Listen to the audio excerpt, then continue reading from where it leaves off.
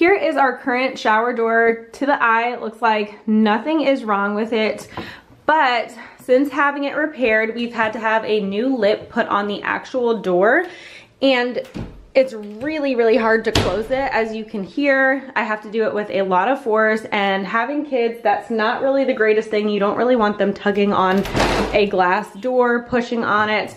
And at the bottom down here is where we had to have it all resealed, because that is where the leak was coming from. With that all said, we looked around into many options. We thought about redoing the entire bathroom, but that was going to be a very costly renovation. So we eventually came across the frameless door that we're going to be having installed. I'm so excited. This is the day before I'm going to be taking things out of the bathroom, kind of, you know, getting everything out of the way so the installation team can come, take this door out, and put the new one in.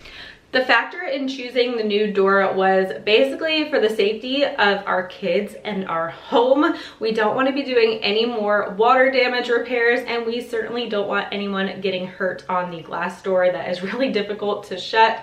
And also, bonus, it's going to be so much easier to clean, so that makes mama happy too. Cats through the corner of my window, playing catch. I wonder, do they get tired? Good company purring on my lap, not a single worry to be had. Sunny side